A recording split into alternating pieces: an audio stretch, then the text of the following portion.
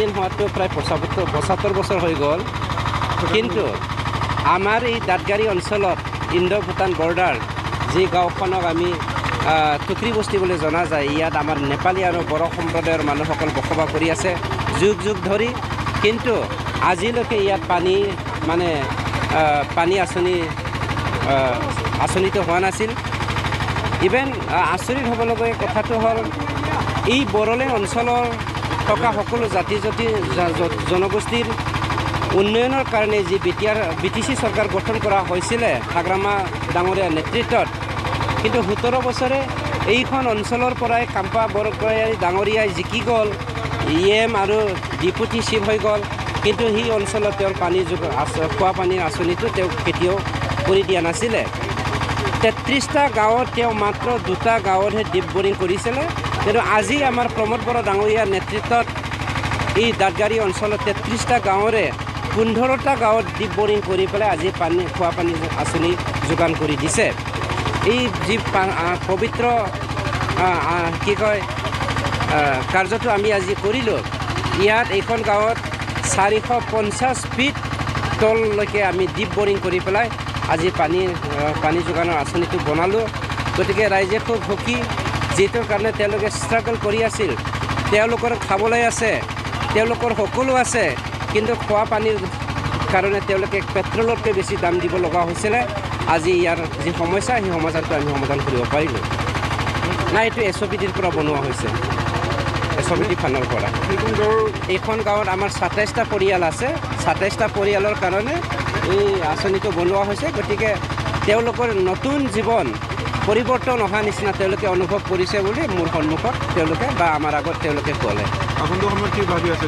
চাওক, তেওঁলোকৰ বহুত সমস্যা আছে। পানীটোতো মেজৰ ইছ্যু আছিলে। দ্বিতীয় ইছ্যুটো তেওঁলোকৰ কাৰেণ্ট তেওঁলোকৰ গাঁৱত আজিলৈকে অহা নাই। আৰু ৰাস্তাটো একেবাৰে নেগলিজেঞ্চি কৰিছে যোৱা 17 বছৰে। গতিকে সেইবোৰৰ সমস্যা সমাধান হৈ যাব। एक तो मैं बहुत धन्यवाद कहना चाहता हूँ UPPL को, क्योंकि हम लोग का 17 साल का बाद में ये पानी मिला है हम लोग का टुकरा बस्ती में, और बहुत मेहनत का बाद में मिला है।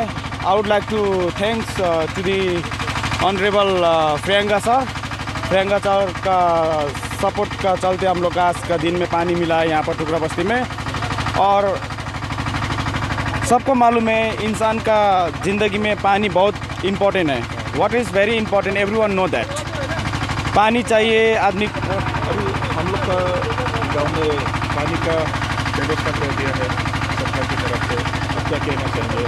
पहले क्या तकलीफ था आप लोग का?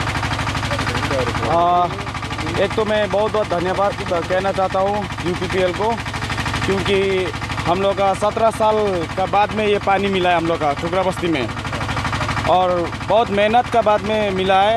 आई would like to thanks to the honourable Priyanka sir का सपोर्ट का चलते हम लोग आज का दिन में पानी मिला है यहाँ पर टुकरा बस्ती में।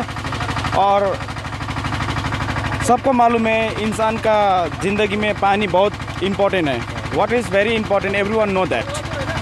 पानी चाहिए आदमी को ज़िंदगी में सबसे पहले। सेकेंड, आदमी का इलेक्ट्रिसिटी चाहिए। इलेक्ट्रिसिटी भी नहीं है हम लोग का गांव में, और ये भी मैंने अपील किया है प्रियंका सर से।